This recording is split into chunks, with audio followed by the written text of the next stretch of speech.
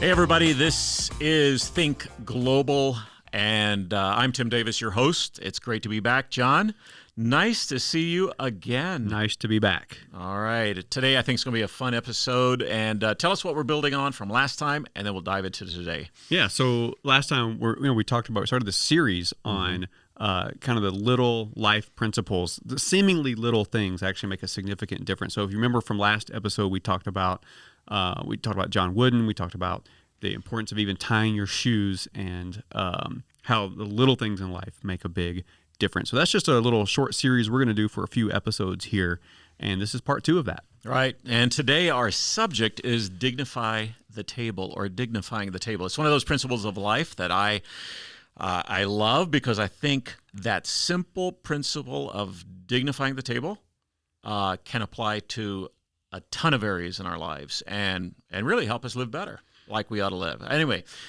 let's talk about where dignity at the table really takes place. Where does that happen? Yeah. Well, when you bring it up, it makes me immediately think, when you say dignify the table, my brain goes to like the high society, right? Like, and some of us have been probably in some fancy meals or country club, maybe, I don't know, growing up or whatever. But you think about high society, and the pinnacle of high society is the Queen's table, right? Like dining with royalty or the Queen.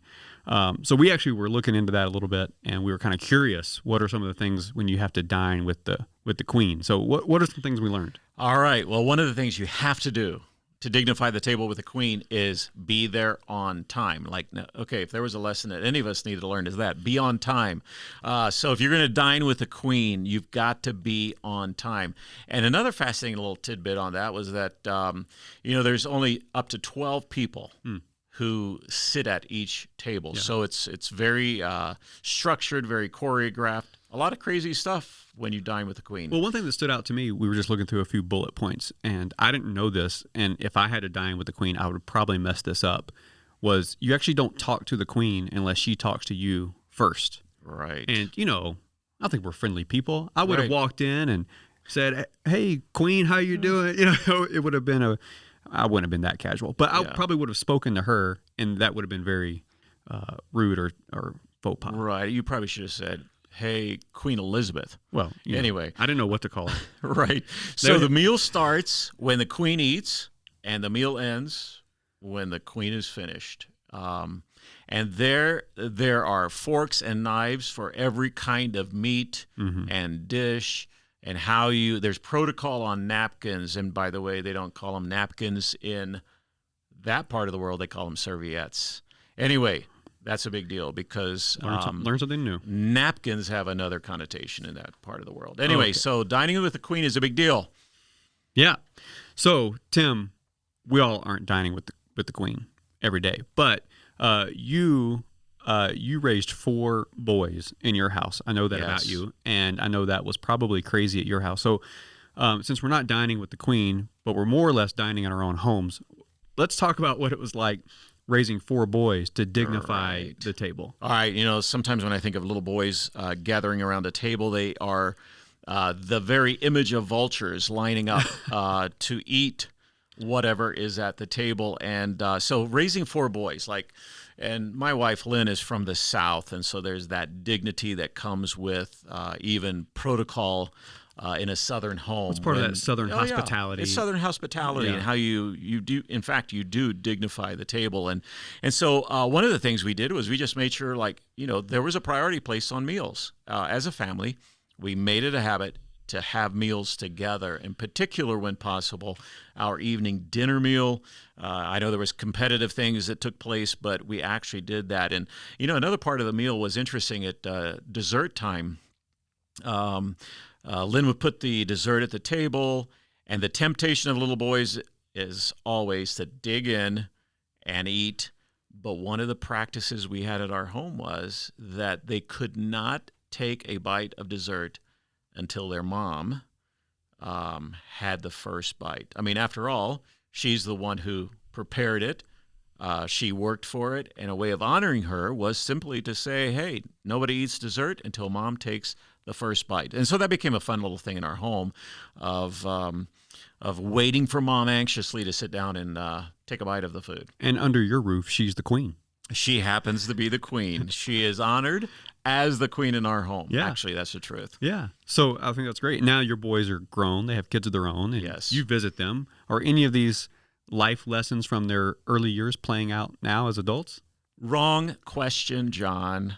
You want me to embarrass my sons right now? Yeah. But anyway, yeah, for the most part it is. But, sometimes we forget what we've been taught. But anyway, yeah, they do a great job with their kids, which I'm very grateful for. But all of that comes from their mother, not from me. But anyway, all of this has great life principles for us. Yeah, it does. And, we travel a lot. And when we travel a lot, we take some of these life principles that you're trying to instill in your kids and, other people trying to instill in their home. And we get to observe how this plays out in other cultures. Not every culture dignifies the table in the same way. So Right. Let's talk a little bit about the travels. I think that's always interesting for people to hear what we've experienced Right. on the road. So what comes to mind for you from a personal experience around what we've seen in terms of dignifying the table on a global Right. from a global perspective? Yeah. Okay, so John, you and I Yeah. both have traveled frequently to China. Yeah. I would think let's just land in China for a moment. And one of the things that I realized early on in my travels to China was that protocol around a banquet table is a big deal. Yeah. And as an American traveling internationally, we just take for granted we know how to behave around a table, but not the case. So let's talk about that for a moment. Like protocol around a Chinese banquet table, where actually, let's just, protocol, sometimes we just don't even like the word, but honestly, there's something beautiful about the prescribed protocol around a banquet table in China. Well, I mean, I think I went through a pretty extensive training. I lived in China for a bit. Right. And I think a lot of people know that, but if you didn't, you do now. But I lived in China for a bit. And I remember we went through like this extensive training before going, and it's so many pieces of information, and I probably retained more than I realized. But one thing that stood out for me, and I'm thankful that it was maybe one of the main things that stood out, was I was told you're going to go to a banquet. You will be invited to a banquet. They want to honor you as a guest in the country, and I was working at a university, and they wanted to honor us as teachers at the university. But the lesson was, when you walk into the banquet, don't sit down. Mm-hmm. And so they actually told us it's going to feel awkward. Just awkwardly mingle around until somebody tells you where to sit. Yeah. That was a key takeaway for me. And at the first banquet I went to, I realized, whoever told me that was right. That's and right. I'm glad they told me that. Right. Because I would have embarrassed myself. Yeah, and actually that's one of the first things you're taught when you go there, and then wait for instructions, right? So, often I had to either throw a banquet or receive a banquet with government officials. And, there was everything from who was at the head of the table, which direction he faced in the room or she faced in the room, who the guest of honor was, and where the guest of honor would sit next to that host on the right side of the host. And then the second most important person in that room from the Chinese side would sit opposite of the host. Mm-hmm. And then the second most important guest would then sit on the right side of that person. And so there was just this crazy protocol that was truly enjoyable.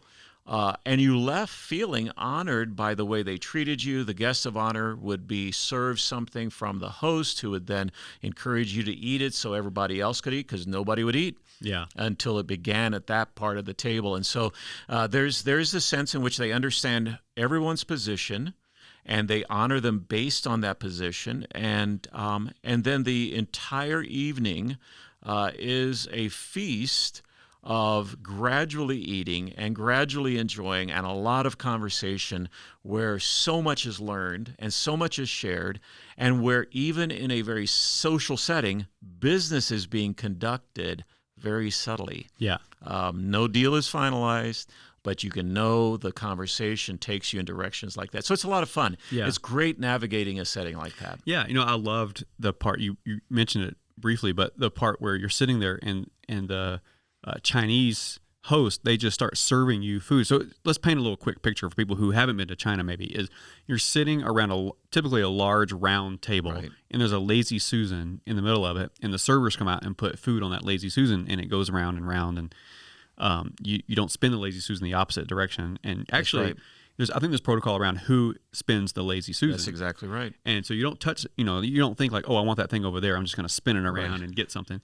There's actually protocol around who spins it. But then the Chinese hosts actually take food off the lazy Susan and put it on your plate for you. I love that part. Right. Like, not because I'm lazy and can't get it myself, but I just felt so honored that they would make that gesture to put food on my plate. Exactly. And here's the challenge of it all. They would often put food on your plate you didn't want to actually eat, right? Well, that's okay. Up in Tibet, sheep's eyeball ended up on my plate. And protocol is you eat it not because you like it, but because you were served that eyeball. Yeah. So crazy stuff like that, Well, but it's all good. It's all fun. And then as kind of uncultured Westerners, we have a story to tell later, and it's all fun. Oh, yeah. So anyway, I love that. So any experiences you've had? I mean, we spent some time in Hong Kong. Yeah. And we have good friends in Hong Kong who kind of orchestrate things for us. Tell that story. We were talking about it. Yeah, we have some very dear friends in Hong Kong, and they are frequent visitors, as in weekly, to a tea house. Look You Tea House is actually internationally famous. It's well known. It's been there for decades, literally many, many decades.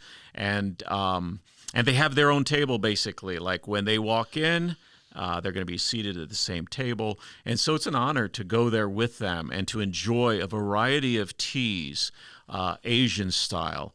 And really what happens is that our friend, the gentleman, he in a sense takes over.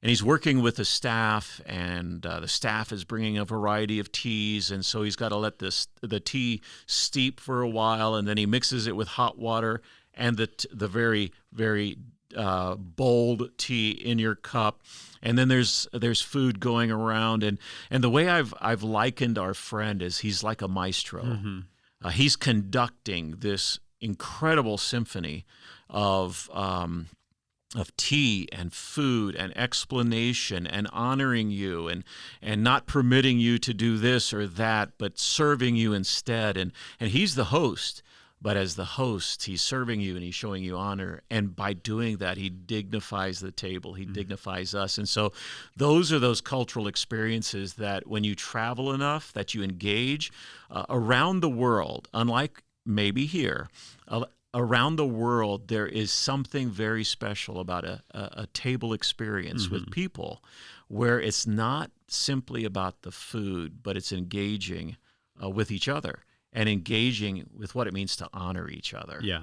And that's exactly how we feel when we leave that tea house. You feel honored, you feel dignified, you feel even loved in a lot of ways. And, it's an aside, maybe you'll mention it later, but you start to wonder if we're losing some of that in our fast-paced American culture where meals are meant to be more fast than enjoyed, right? And you lose that sense. But that's the term fast food, right? Right. Like it's not about the enjoyment of the people; it's simply about satisfying our stomach. And I miss that, and I think that's why we appreciate the global travel so much. Okay, so we started at the Queen, the high society. We're kind of drilling down into some of our personal experiences in traveling, but when we talk dignify the table, let's actually get down into the life principle piece of this. So how does dignifying the table actually create a life principle? Right.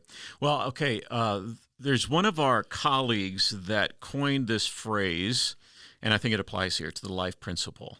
And that is, they were speaking about what it's like as a family to visit other families or family members and stay with them. And they coined this phrase. So we can't own it. It's theirs. But I want to acknowledge it and a shout out to them on this one. But the phrase is this: we want, when we visit a home, we want to be celebrated, not tolerated. I think that's really good. That's an awesome, amazing principle of life. Yeah. Like whether I come over for a meal or whether I'm staying with you for a weekend, I want you to celebrate the fact that I've been there, not tolerate the fact that I've been there. Right. So I think that's even a great life principle, that when it comes to the dining experience or sitting around a table, I want people to celebrate that I sat at their table, not tolerate the fact of my bad manners, my disrespect for the host or the hostess, or whatever it is. Mm-hmm. And that, I think, takes us to the rest of life, that we want people to celebrate the fact that we actually were on planet Earth, instead of just tolerating the fact that we were their neighbor or whatever else it might be. So I do think there's a lot of practical takeaways, and we can talk about those now.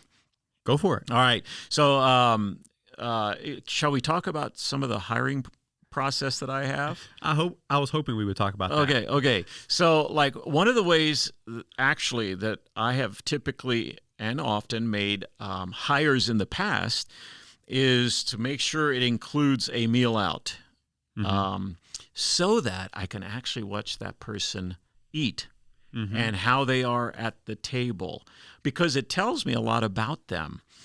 For example, if they dive into their food before anybody else does, that tells me something. How they treat the wait staff, whether they say thank you or please, tells me a ton about the character of a person and what they're like.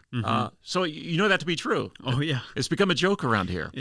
It has. We laugh about it a lot. You know, if you've been around us a bit and been around the hiring process of somebody that we hire in your world in particular, it becomes a big joke. Even with larger groups of people that we talk to and you get to speak in front of or whatever, you'll mention these things, and then later we'll hear, oh, I had a meal with Tim and I was really nervous because I knew that he was judging me. And if only they knew, we're actually not judging them on the things that they think that we're judging them on. Or evaluate them is the word I would choose. I know. I knew you were going to correct me. You are evaluating them. Yeah. But it's not really the things that they think. It's what you just mentioned. It's how do they treat the wait staff, right? Which is often overlooked. And people, I think, don't even consciously think about how they're treating a wait staff. What are the things, what are you looking for in how they treat the wait staff? Well, I just think the way we do treat them with honor, I don't care if, how the food shows up or whatever else. I think there's this measure of that is a person. So actually, here's what I've done. I had a son who was a barista for a long time. And one of the things I started doing after that was every barista, every wait staff is the son or a daughter of somebody. And how would they want me to treat their son or daughter? And that's because that's what I was thinking. And so I do want to see, how do they treat them? How do they speak to them? What level of politeness do they use for them? And I've actually tried to sneak a peek at tips, because I think that's also an honor thing, that we can show value to people by even how we tip them. Yeah. But even beyond that, let's talk about, I think, how we take this out into our daily lives, because I do think every day is an opportunity to dignify someone who is an image bearer, and how we treat them with dignity. So you've got examples that I love. Like what? In a drive up and someone does something special. Yeah. Thanks. So I just need you to jog my memory there. Yeah. So, recently my wife was telling this story the other day.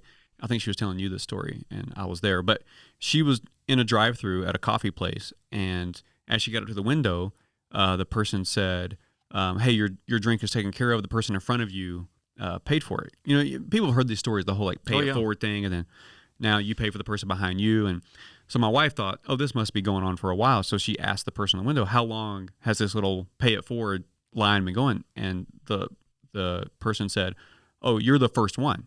That person just decided to pay for your thing." Well, there's no way in the world that person that was in front of my wife would know that my wife had a hard week and she was, emotionally struggling with some things. And that just lifted her spirits because she felt dignified. She felt honored. She felt seen even. And she'll probably never get a chance to thank that person in front of her. But that small little moment of generosity spoke wonders to her. And, even I was thinking of another story too around, like, we were talking about the hurriedness of American culture, and I was going to dinner, back another story with my wife, but we were going to dinner the other night, and I remember as we were getting ready for dinner, I said, this was for her birthday, and I said, let's go and let's have a slow meal. Like, I really wanted just a slow meal around the table, and restaurants, particularly in America, are trained to get you in and out, turn the table as fast as you can, right? Because they want to make more tips, they want to get more people in, they got reservations to get to. And I felt that as we sat down at this restaurant. We were kind of hurried to order the appetizer and the main course all at the same time. And I told actually our server, I said, let's just start with appetizers, and then we'll order a main course in a few minutes, and we're just going to sit and enjoy. And they were good with that. Yeah, I was very polite, by the way, but they were good with that. But I felt like sometimes we're missing that slowness around a table. And that's where real community is built. That's where relationships are knit around a table. Right. That's interesting you bring that up, because that just brought to mind Barcelona, Spain, hanging out with a very good friend of ours. Lynn and I spent an evening at one of the finer restaurants in Barcelona, and that was the whole spirit. In fact, we were there for almost 3 hours. They did not rush us. We got to know the staff. They got to know us. It was one of the most incredible evenings of dining out that we've ever experienced, because there was no rush. In fact, when you made a reservation for the entire evening. Oh, that's amazing. And it was a small restaurant, but that experience is so unlike anything we've ever had, because, again, it was one of those moments of honoring us and allowing us and entertaining us and engaging with us. So anyway, that's the idea of dignifying the table. Yeah. I think it's awesome. I mean, go ahead. Yeah, no, I was just going to say that's a principle that we can apply to every part of our lives when it comes to neighbors, coworkers, and it doesn't necessarily mean we have to be at a table. Yeah. But I do think the principles we learn at the table apply to all of life. Yeah. It's how we treat each other. It's how we listen to each other. It's how we speak. It's how we communicate. It's how we say thank you. It's how we say please. So much of life, parents, is learned at the table. And it's something maybe we need to go back and remind ourselves of, is this is a good thing to do, and it's how I live life. Yeah, because it's bigger than am I polite to the server or to the waiter or waitress. It's actually the lesson there is, am I kind to strangers? Yeah, because that person's a stranger, right? And they bring you your water and they take your order, but they're a stranger, right? And so really the principle is, am I kind to strangers? Right. So that's the takeaway. Like, it goes from the table to life. To life, right. So anyway, I love that. That's where life is lived out. Yeah. Anyway, all right, John, it's been great to hang out with you again. It's been good. I'm going to land the plane. Let's land the plane.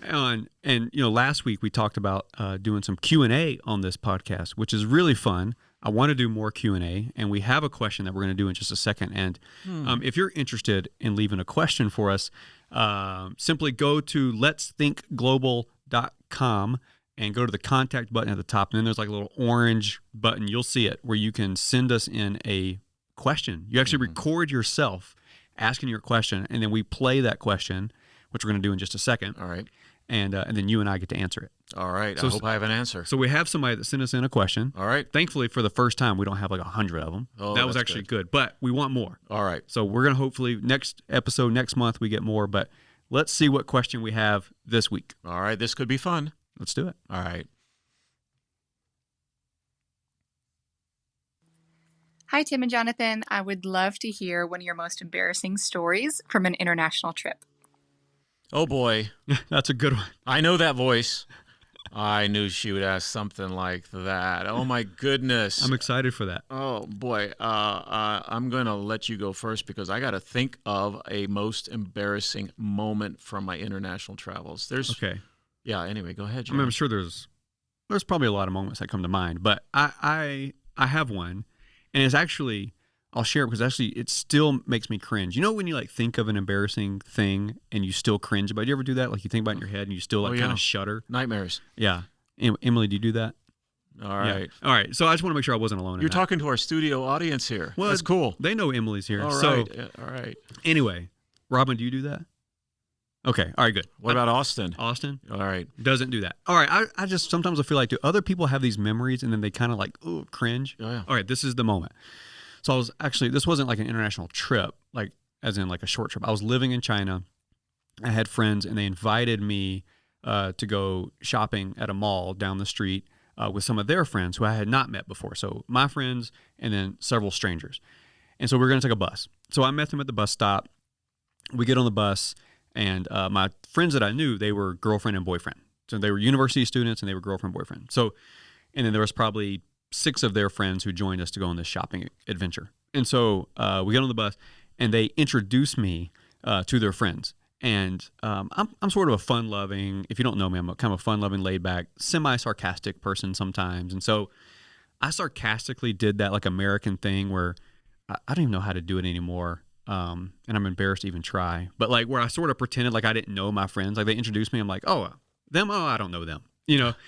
And, and it obviously was funny in my head. But my friend, once we got to the mall, she actually pulled me to the side. Her and her boyfriend pulled me to the side, and they told me, actually, what you did there, we lost face. And if you know anything about Chinese culture, it's a big face deal. Saving, shame, honor culture. And so I caused them to lose face because I basically denied our friendship in front of their friends. Oh, wow. And oh my gosh, I still cringe thinking about that. And I profusely apologized, of course. And they were very gracious and said, we know you were joking. It's okay. We actually just wanted you to know for the future, it's fine. Like it was all good. We had a great day. We're still really good friends to this day. So it's really good. But I think about that and I'm like, oh, I was such an idiot. Why did I do that? Yeah, that's right. So embarrassing. So that's one of those embarrassing bad moments. Yeah. There's sometimes embarrassing good moments. I don't have one of those. I'm just trying to wrestle through that. But hey, you know what? The best I can come up with, I have a lot of bad moments traveling internationally. And not bad as in like, stupid, but bad as in like, man, I was as sick as a dog in the bathroom of an airplane, or I said something silly. But you know what? I think when you like traveling internationally, you have to learn that cultures are different. I landed in Mongolia once. This is what pops into my brain as you're talking. I landed in Mongolia once, and our host greeted us, and her first words out of her mouth were, "Tim, you're getting so fat." Well, like, I was crushed. Like, I can't even believe you have the nerve to tell me that. And I was bothered that night. Like, am I really that fat? Checking myself out in the mirror and all that kind of stuff. And then I was reminded and told she was complimenting you. Like, you must be living a good life. You're a healthy person, and you must have enough food to buy enough money to buy a lot of food. And there I was. So, those are the kind of things I remember a lot of. Is just like I didn't get it culturally. Right. Culturally, I just missed it. Yeah. As a Westerner, it was a put down. Culturally, right. Yeah. In fact, I was thinking about how I was going to come back at her, but I practiced dignifying the table. There you go. Anyway, so. Yeah, kindness to strangers. That's right, man. Maybe they weren't really a stranger, but anyway. Kindness to people. Yeah. Anyway, that's good. All right, that's a fun question. I like that. So, if there's any other questions, once again, go to the website. It's letsthinkglobal.com. Contact button at the top, and then like the little orange button, you'll see where to send in your questions. So we can't wait to hear more questions next month. Tim, this has been a lot of fun. All right. Any closing thoughts? Just again, today, think about an opportunity to dignify the table by honoring someone else. All right. This is Tim Davis with Jonathan. And this is Think Global, where the world is our home and where strangers are friends and friends become family. We'll see you next month.